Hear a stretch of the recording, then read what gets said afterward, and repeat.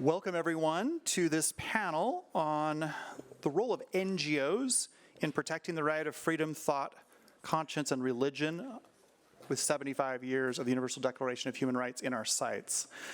My name is Cory Leonard. I'm Associate Director at the David M. Kennedy Center for International Studies at BYU. The Kennedy Center, since 1999, has been an ECOSOC accredited non-governmental organization with the United Nations. Very excited to hear this discussion focused on our topic. Before I introduce our panelists, just a couple of comments about the role of NGOs. NGOs are an unruly group. I think it's safe to say that the Secretariat at the UN sometimes has a love-hate relationship with NGOs. Loves them because they bring dynamism and so many unique perspectives and energy to the debate, and probably are not fans sometimes because that can be disruptive to the agendas of member states. But when member states, intergovernmental organizations, and NGOs come together, there can be powerful outcomes. Three examples in the broader UN space that just to think about: the abolition of torture, the Convention on Children's Rights, and the rights of indigenous people are three areas where NGOs played an outsized role in shaping outcomes. So I think it's safe to say that on the issues that we're interested in today, NGOs can play a very important role, and we look forward to learning about that as we go forward. Our panelists, I will introduce them sort of from my left side to the right, and we will proceed in that order, and then we hope to have time for discussion and engagement with your questions. We will begin with Óscar Mersán Galli, who is the CEO of Solidarity Foundation. He wins the award for the longest transit to arrive in Provo from Paraguay. I believe almost 3 days to get here, but we're glad he made it, and I hope he'll stay. Next up will be Mr. Eric Patterson, who's the president of the Religious Freedom Institute, located here in the United States. We hope to be able to have join us Ambassador Mussie, Hailu, who's the regional director and representative to the African Union with the United Religions Initiative for Africa in Ethiopia. And then lastly but not least, Reverend Scott Stearman, who is active in the US NGO community based in New York. We'll turn the time over now to Óscar, please. Thank you very much.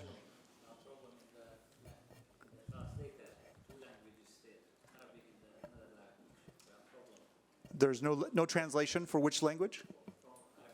From Arabic. Okay, we will check on that. Arabic translation?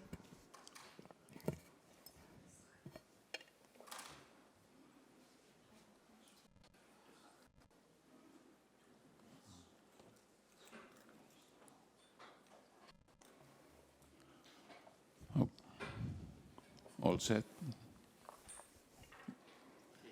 Okay. Thank you.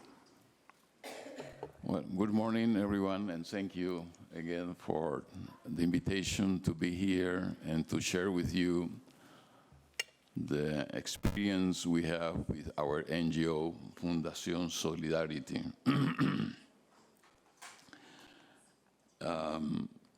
Since we are in commemorating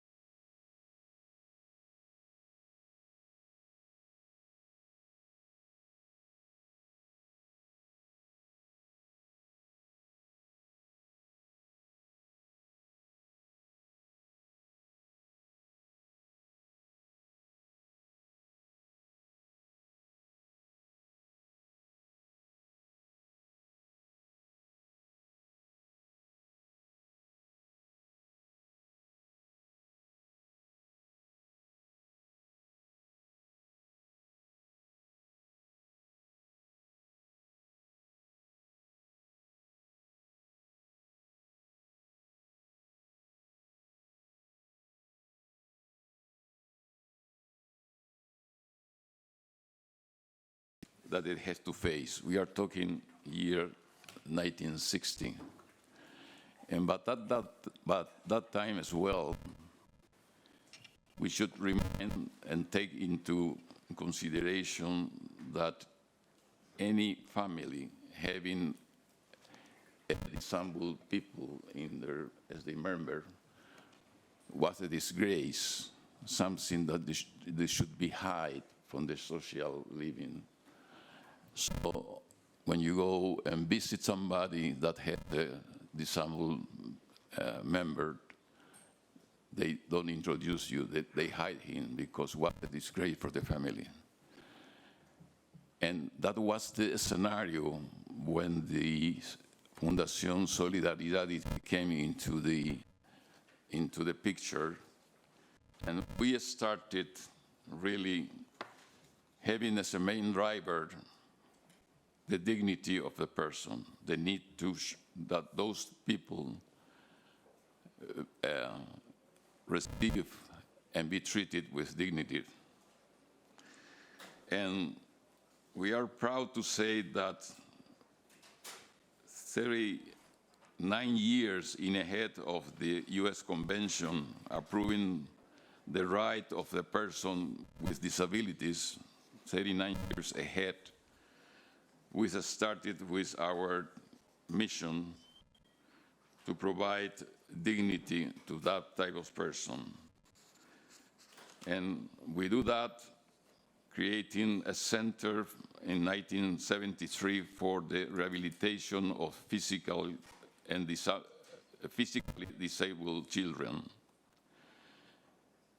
which was the first, the first of its kind in the country, eventually becoming the only comprehensive rehabilitation center in Paraguay for the complex neurological patients of all ages. In 1980, with the support of the government of Japan, we inaugurated the country's first orthosis and prosthesis manufacturing workshop, thus addressing an existing very much need in the country. In 1991, we established the country's first educational program for children with physical disabilities. In the year 2007, with the support of the US aid, we created the program for the inclusion of people with physical disabilities. And in the year 2008, we have the declaration of the United Nations on the rights of persons with disabilities. So again, I emphasize about coming first and doing first the field work of giving and providing dignity and treating with dignity to the disabled people. In year 2011, we established a center for the research and academic extension to train professional students and caregivers of people with physical disabilities. In year 2012, with the support of the European Union, we launched the Social and Development Project for People with Disabilities. And in year 2016, having a comprehensive, we tried to avoid disabilities, and we began to focus on the prevention as a path to reducing the rate of physical disabilities in the country. And with the support of the Miracle Fit Foundation, which is a U.S. foundation, we initiated in Paraguay the Club Food Program, which provides free treatment to newborns with club food from all over the country. As of today, we are covering more than 96% of the country needs in that respect. And since the year 2011, and this is good to know, and I would like to strongly mention that we established a partnership with the church And we do have an ongoing program to this for providing wheelchairs and technical assistance to disabled people. And last week we commemorated the 100 mission, 100 mission made all around the country, distributing wheelchairs in order to assist the needed one. And we have completed up to now 7,000 people being assisted within this program. And that is something that we feel very proud of. And we really thanks to the church for trusting us with the mission of giving and going to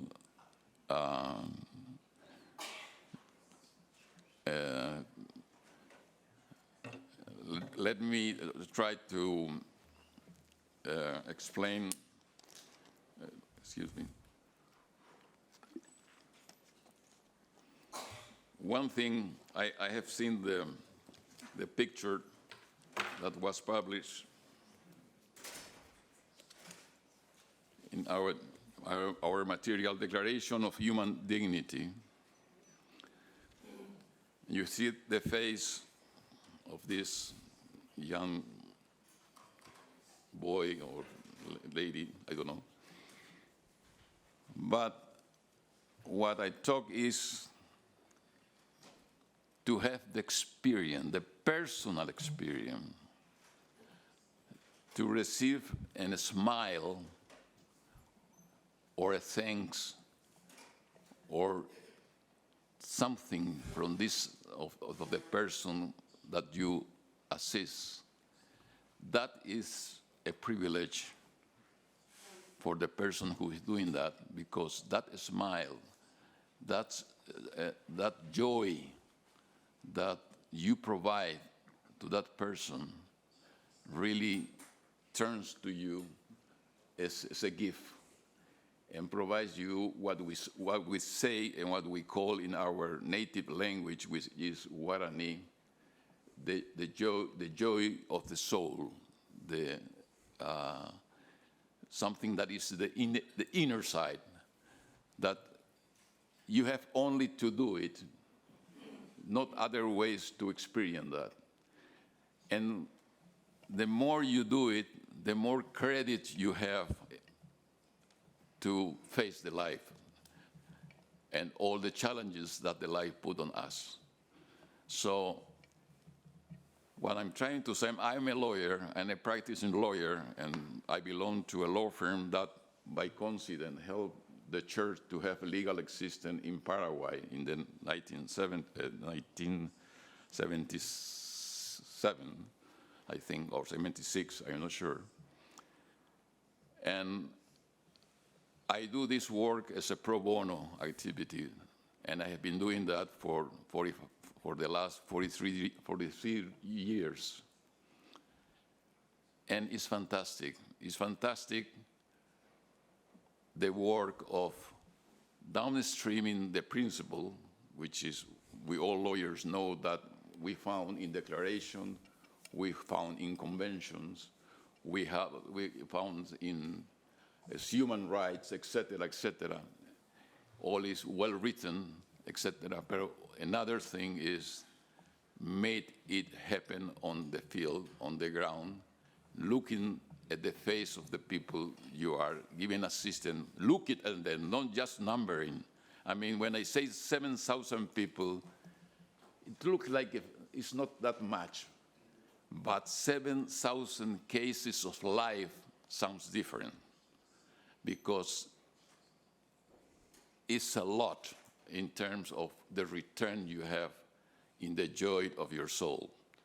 So that is something that, like a case study that I wanted to share with you in this occasion of what an NGO can do when you feel fully compromised with the principle of given and with the principle of dignity and what it means in terms of, in real terms, for the human being. So this is my first intervention, and I'm ready to discuss about other roles of NGO as the panel progresses. Thank you very much.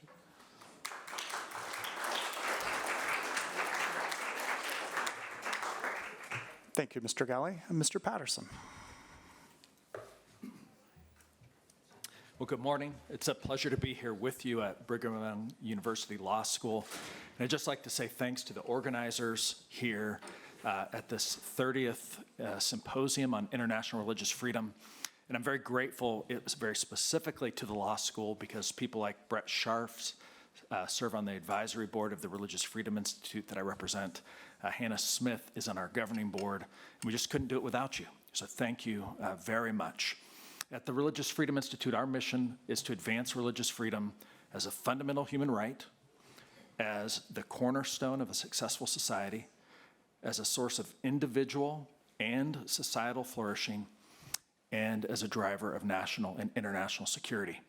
And so when we reflect back, like Brett Scharf said last night, to where did this Universal Declaration come from 75 years ago, it's really true that it came to life at a time of world tragedy, concentration camps in Europe and in the Far East, and just the utter destruction and devastation of human life and property.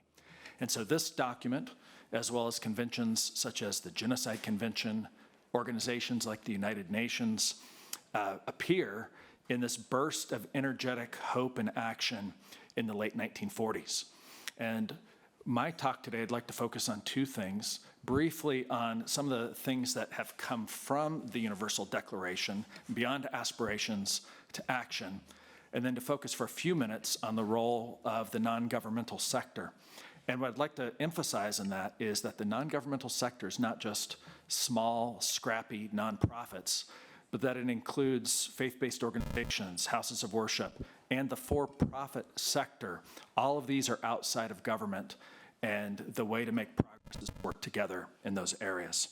So first, let me just say this. We often recognize that the Universal Declaration of Human Rights is this beautiful aspirational document. And you may ask, well, where are the teeth and where's the action? But the good news is both at the international and the national level, a whole set of laws, policies, and institutions have developed that are action-oriented. On the international stage, perhaps the most important, is the 1966 International Covenant of Civil and Political Rights. That document, it uses almost the identical language on religious freedom and other human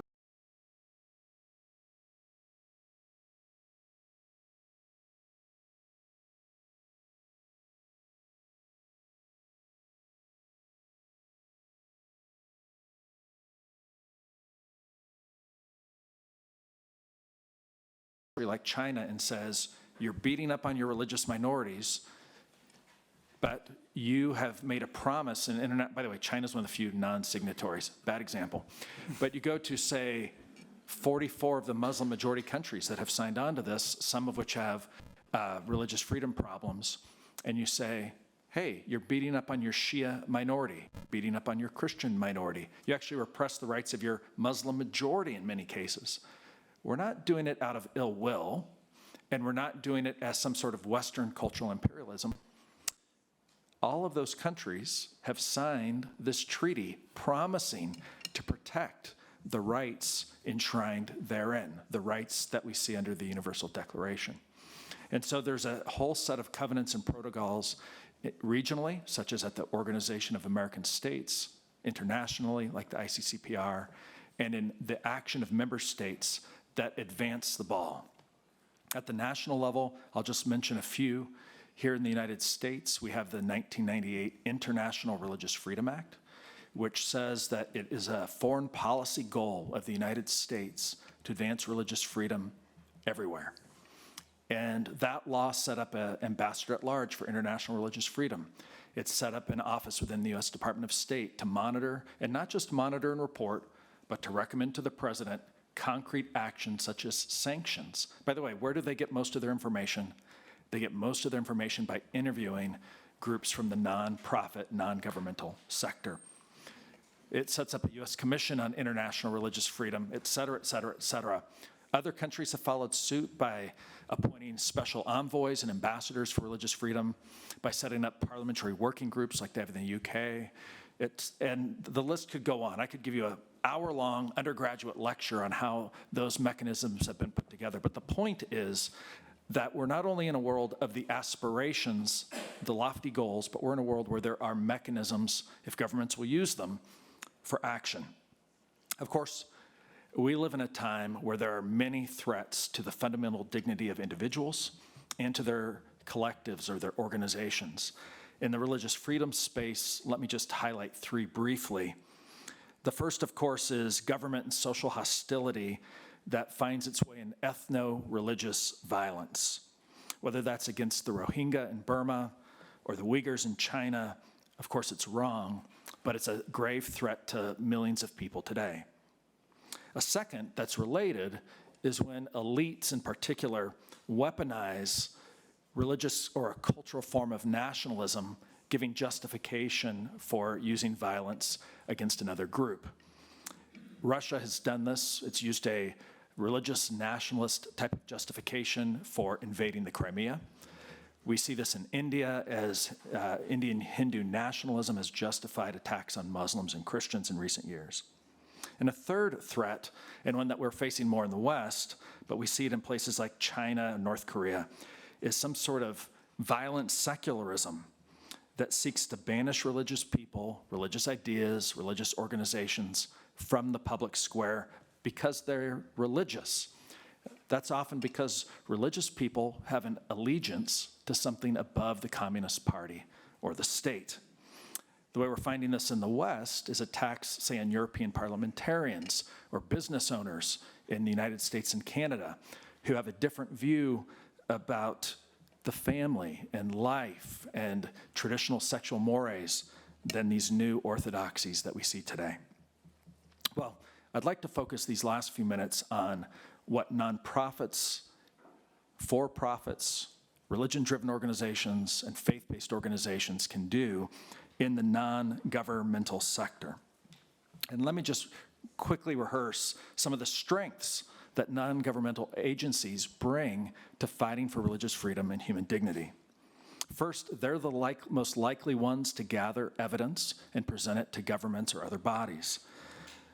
Often they provide funds to places that are in need alongside through transnational networks. In other words, Catholics giving from Canada to Catholics and others on the ground who need vital services in West Africa. It's in the nonprofit sector that boycotts, calls for sanctions, appropriate types of shaming can happen.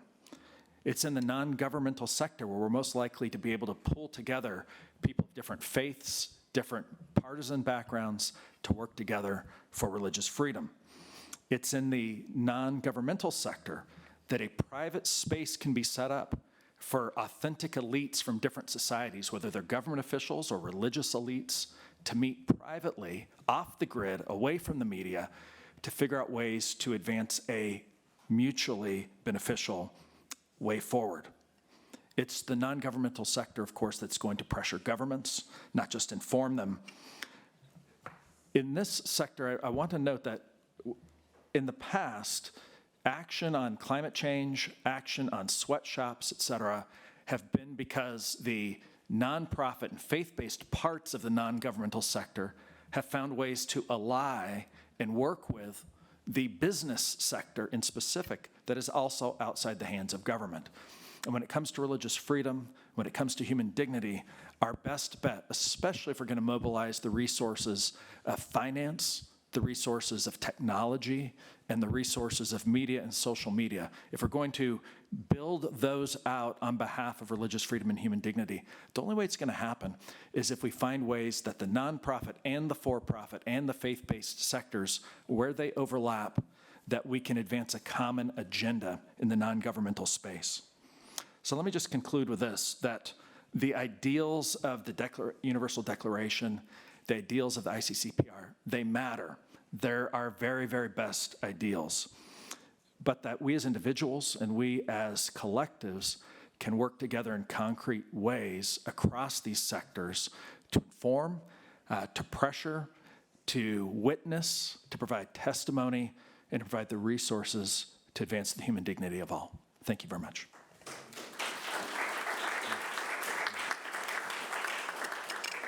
Thank you very much. Mr. Hailu. Should I do it here or? Here.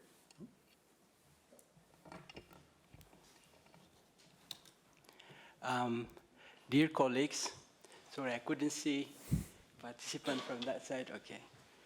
Dear colleagues, on behalf of members of United Religions Initiative, from diverse religion, spiritual experience, and indigenous tradition in Africa and the rest of the world, I present you greetings of peace and blessings. As we gather today, I pray for peace, stability, and harmony to prevail in all the countries where there is natural disaster, political instability, conflict, and violence. United Religions Initiative, known as URI, is an international interfaith organization with consultative status at the United Nations Economic and Social Council, and it's working to promote enduring daily interfaith cooperation, to end religiously motivated violence, and to promote a culture of peace, justice, and healing for the earth and all living beings.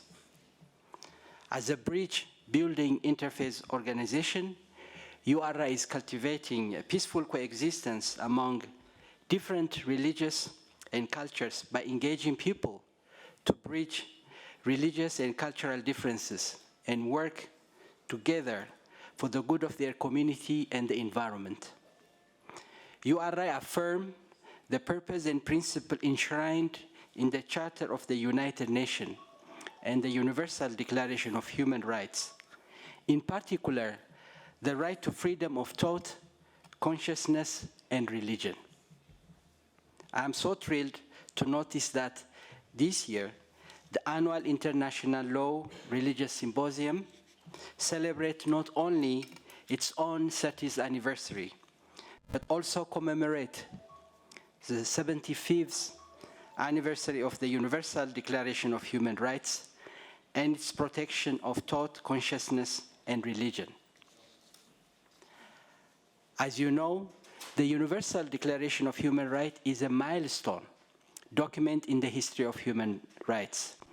It has had a significant impact on international law, serving as the basis for various human treaties and conventions. It has inspired constitutions and legislation around the world and has become a vital tool in the fight against discrimination, injustice, and human rights abuses. The Universal Declaration of Human Rights represents the shared value of humanity and set a standard for how individuals and nations should treat one another and uphold human dignity. Therefore, I want to thank the International Center for Law and Religion Studies at BYU for organizing this timely symposium under the theme of protecting the right to freedom of thought, consciousness, and religion. 75 years of the Universal Declaration of Human Rights. I take this opportunity to express the appreciation of URI to the International Center for Law and Religion Studies at BYU for the tireless effort and outstanding work for organizing each year since 1994 a symposium devoted to the discussion of law and religions. Recalling the preamble of the Universal Declaration of Human Rights, which declares that recognition of inherent dignity and the equal and inalienable right of all members of the human family is the foundation of freedom, justice, and peace in the world, and recognizing that respecting, promoting, and protecting human dignity for everyone, everywhere, is the foundation principle and the key objective of human rights, I also want to take this opportunity to express the support and endorsement of United Religion Initiative Africa for the initiative and proposal of the International Center for Law and Religion Studies at BYU and other partner organizations like the Sterling Foundation for the United Nations General Assembly to adopt a resolution establishing International Day affirming human dignity for everyone, everywhere, to commemorate the 75th anniversary of the Universal Declaration of Human Rights, and to complement the United Nations observance of Human Rights Day. I want to appeal for all the participants of this symposium to support, promote, and endorse the proposal for the Human Dignity Day to be proclaimed by the UN as human dignity is the foundation of the first and most fundamental human rights. Dear colleagues, brothers and sisters, as you know, we live in a global world that's coming together more than ever. Our shrinking global village is evolving into a multiracial, multicultural, and multi-religious society, and technology rapidly dissolving the distance and differences between us. In this interconnected and globalized world, all nations are our close neighbors, and our well-being increasingly depend on how well we interact, respect with each other, uphold the human dignity, and live together with others in harmony and mutual respect based on the teaching of the Golden Rule, which says, treat others the way you want to be treated. And also based on the teaching of Ubuntu, which is Africa philosophy, and the meaning is, I am who I am because of you. The Ubuntu philosophy articulates important value of mutual respect, human dignity, compassion, solidarity, and embracing others. In the teaching of the Golden Rule and in the philosophy of Ubuntu, we find a common ethic and universal shared value across all religions that transcends our differences and encourages us to consider the well-being and the dignity of all humanity. It's with this in mind we are here together to highlight the importance of human dignity, to restore human dignity. The Golden Rule is a very simple and yet a profound action that can help us to move from war to peace, from killing each other to peaceful coexistence, from disrespect to honoring each other, from hate to love, from despair to hope, from being selfish to live for the sake of others, and from holding grudge to forgiveness. The Golden Rule is a law that governs human conduct, which apply as rigidly as the law of gravity. When we disregard the Golden Rule in our life, chaos results. On the other hand, when each of us live according to the principle of the Golden Rule, there will be peace, harmony, and human dignity in our respective community and throughout the world. We have all the lights we need, glory be to God, but we just need to put into practice. The key word for our time is practice. Let us practice on a daily basis and live according to the Golden Rule and compassion. As Karen Armstrong, a renowned religious scholar and founder of Charter for Compassion, once said, I quote, "The Golden Rule is not an option, it's the key to our common survival." We need to interpret the Golden Rule globally, creating a climate of opinion where it becomes absolutely unacceptable to treat other people, other races, other nations, and other faiths as we would not wish to be treated ourselves.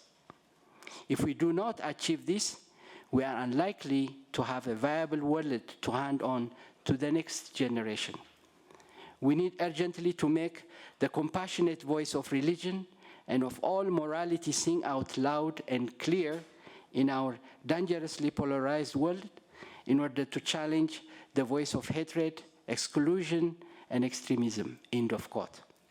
To treat others like we want to be treated requires a constant active consideration of how our word and action affect others.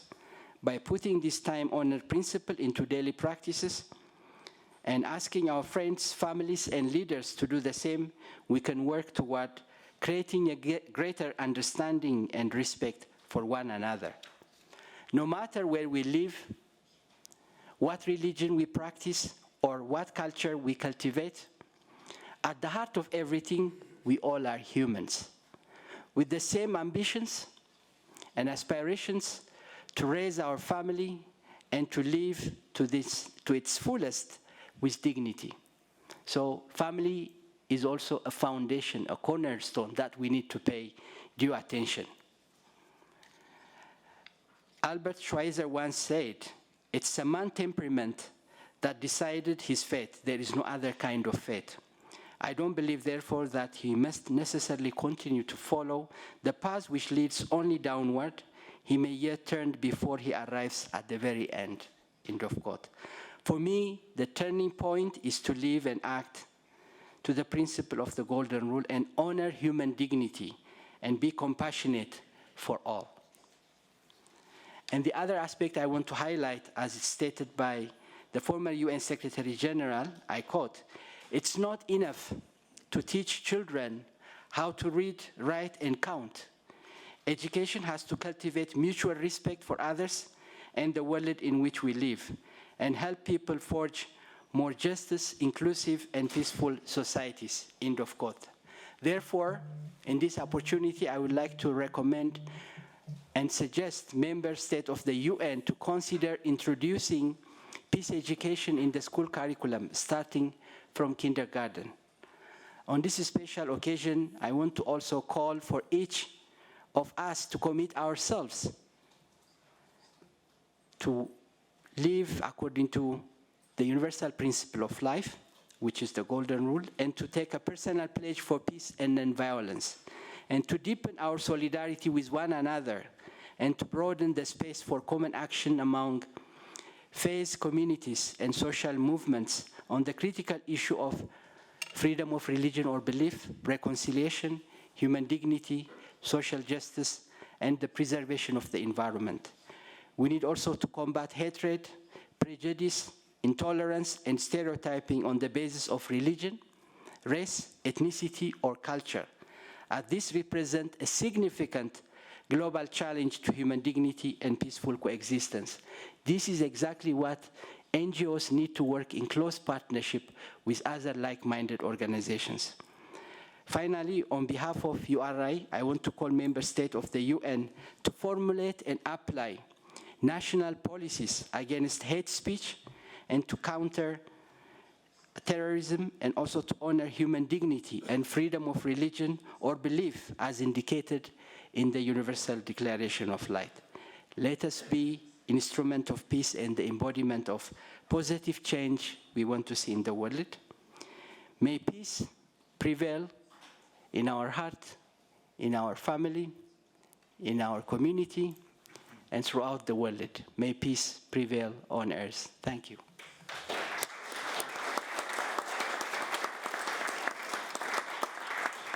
Thank you, Ambassador Hailu. Reverend Stearman, please. Good morning. I think I'd like to end this panel with where we began, where Óscar started us with Article 1 of the UDHR.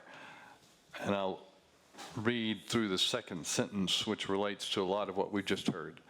All human beings are free and equal in dignity and rights.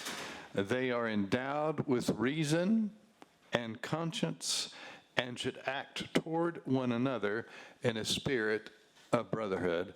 In other words, for the Golden Rule. It's an honor for me to be with you. I have served in the NGO capacity for the last 15 years, but I began my life as a pastor. I continue to serve as a pastor in the Baptist tradition.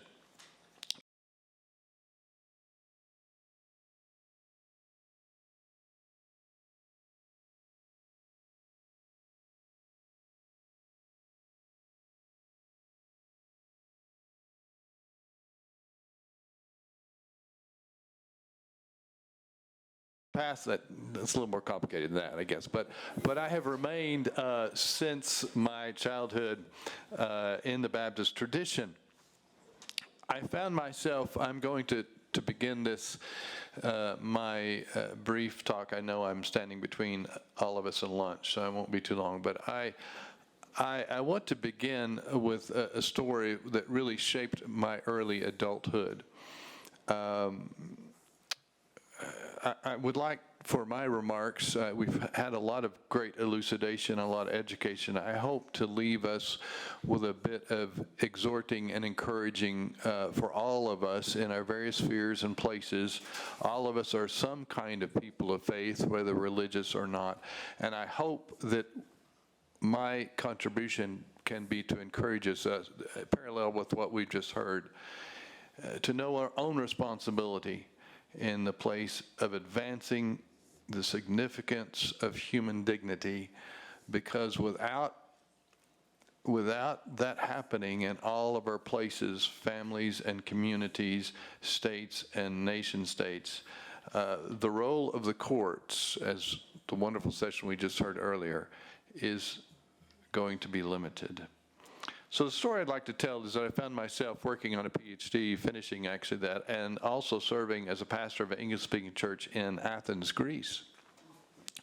And I was there with serving a community of diplomats and business people who wanted to worship in English, and it was a great opportunity for me both to work on a PhD in ancient philosophy and ethics, and to be in that community. And it was there in 1995 when I got a call from a church member who said, "Are you watching CNN?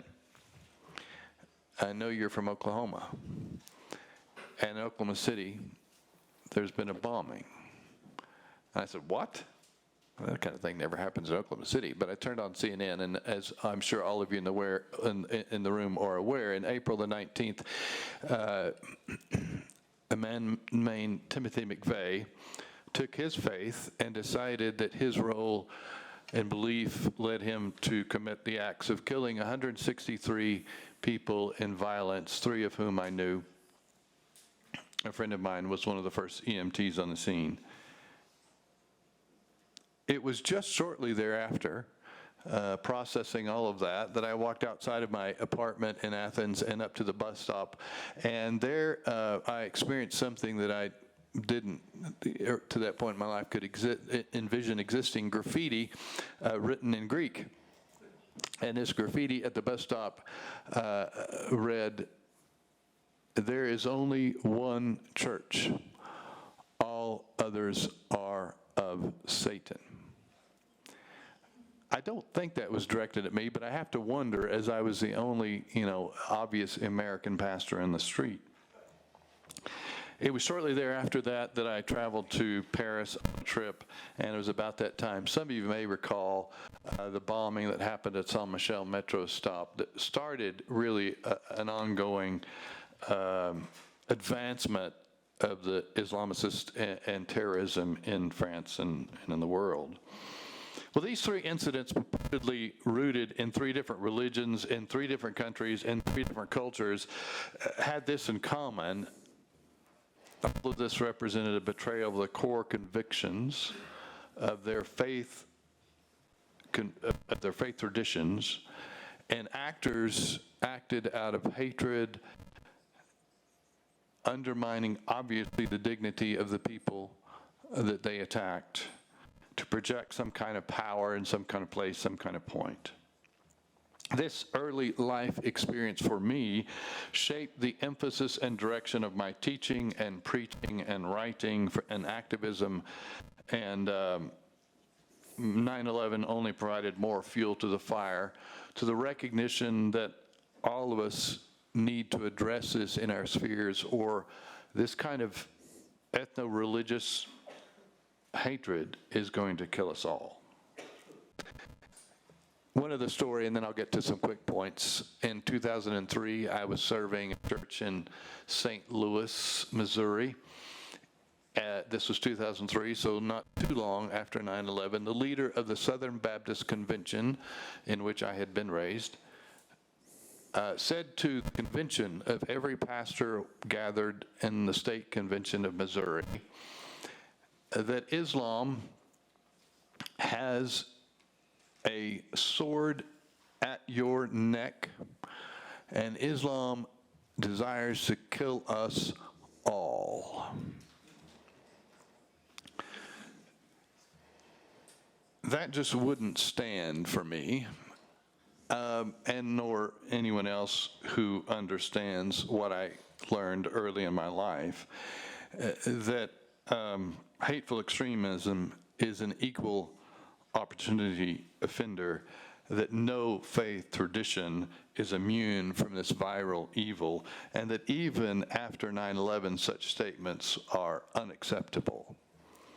And I wrote an op-ed back, and this is when people actually read the paper, and that started some of my writing activism around this issue.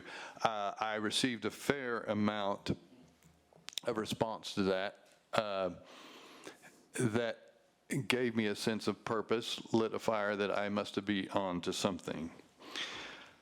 Look, I want just to be honest and send us out with a sense of responsibility that acknowledges that all of our faith traditions are complicated.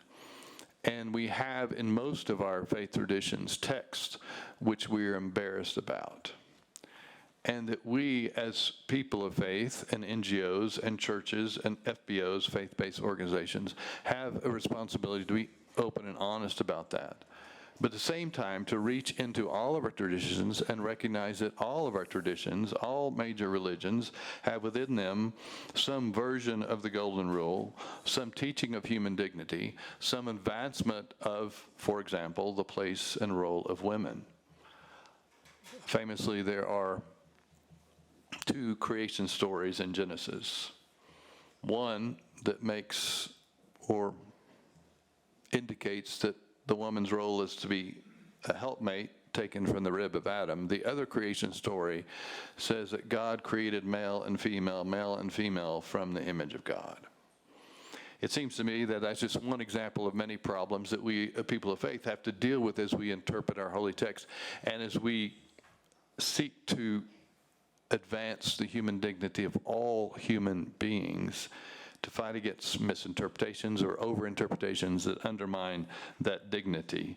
And this is what all religious prophets like Jesus, like others who have helped us try to do.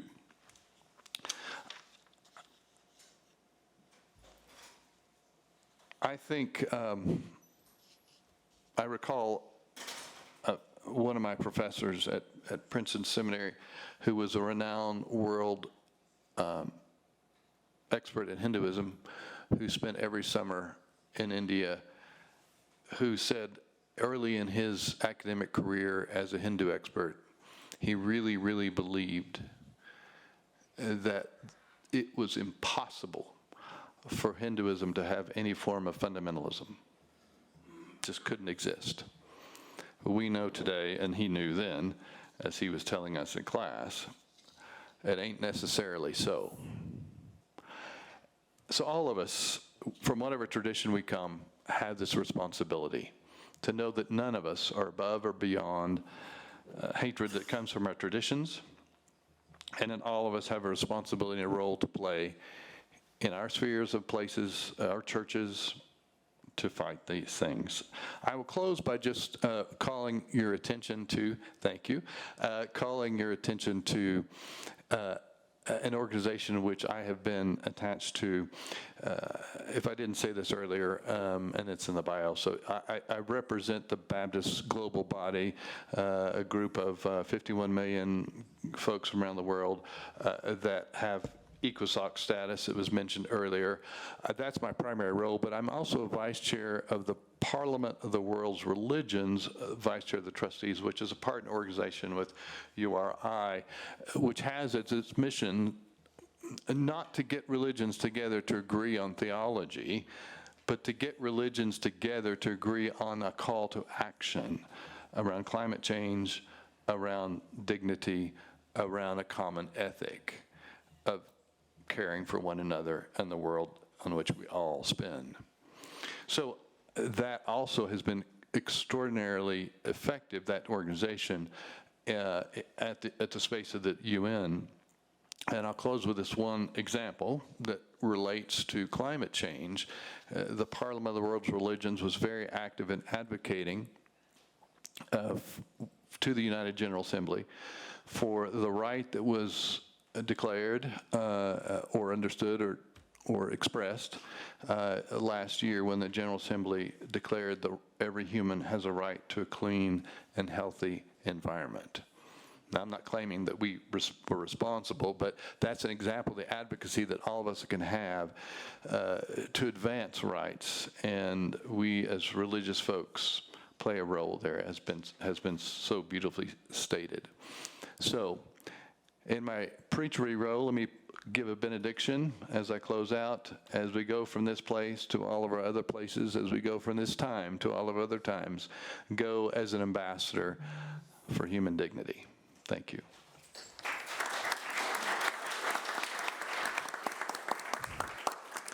We're very short on time, but I want to just give any of the panelists any opportunity to comment on anything that was said before I turn it open for maybe we can squeeze in a couple of questions, because I don't have a lot, but our time is limited. I'd rather hear from them. Okay, please. Just raise your hand and we can bring a microphone to you, so to aid in our translation. Please wait for the microphone. Thank you very much.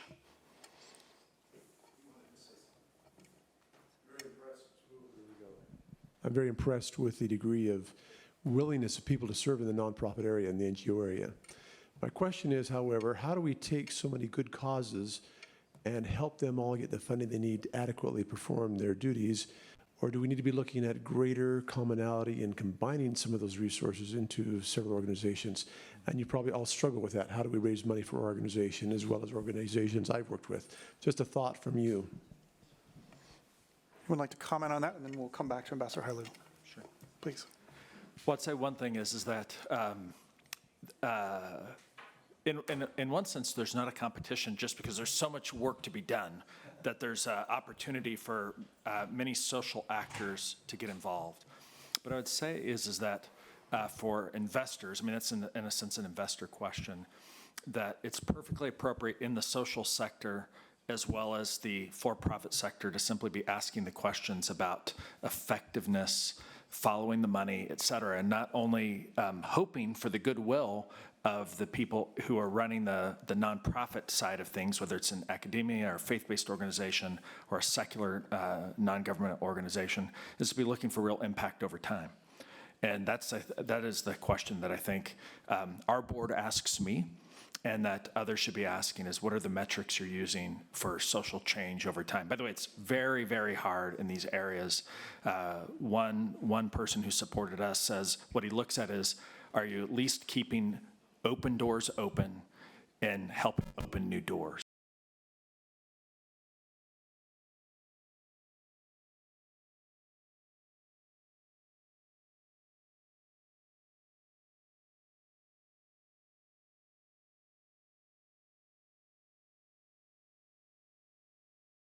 The hardest things to raise money for, the kind of advocacy that you do either at the United Nations or in DC, or and the best organizations, nonprofits, seek to build that into their fundraising, but just to go out to raise money just for advocacy is really, really hard. Thank you. Ambassador Hailu. Thank you. Just to add, to answer the question, I think partnership is the only way forward. We need to work together to address the common issue we are facing as human beings. So working in partnership is a good example that was mentioned. The partnership, for example, between World Parliament of Religion, one of the pioneer of interfaith movement in the world, with URI, a grassroots interfaith movement, working together, a call to action. So partnership is the way forward. Just to give you one good example, Interreligious Council of Ethiopia, United Religion Initiative of Africa, in partnership with the Sterling Foundation and also the Africa Union, we came together this year in February, organized a big event on the occasion of the celebration of World Interfaith Harmony Week. So it's not only interfaith dialogue, but we made an appeal for the African Union, representing 1/8 of human family, to be a member of G20 and to move G20 to G21 to address social economic justice. And because of this endeavor and the call we made, and the prayer is also a very powerful action we need to bear in mind. And recently, during the G20 summit, Africa Union admitted as a member of G20. So it's high time, and may God help us to walk the talk and to believe in what we are doing for the good of all. So this is the message I want to add. And also, to be honest, it's not too much to ask human dignity to be respected. As people who are living in the 21st century, we saw the movie of the legacy, the persecution, the Latter-day Saints when it was started, and many other phases when they start persecution. And still happening in the 21st century. Why is it so difficult for the same mind that managed to perform this magic of science and technology, but to live in peace and harmony? So this is a question we need to ask, and it's not too much to ask human dignity to be respected. In fact, this was supposed to be yesterday, not today. We were not supposed to sit and talk about how to restore human dignity. It's been given by the Almighty God. We need to restore it, and we need to pass a peaceful, harmonious world to this generation yet to come. So it's an idea whose time has come for us to work together as citizens of the world, supporting each other. Nobody should be left out behind. Thank you. Thank you. So another final question. Okay. Well, thank you. Please join with me in thanking our distinguished panel for a wonderful discussion. We hope that the conversation can continue on through lunch.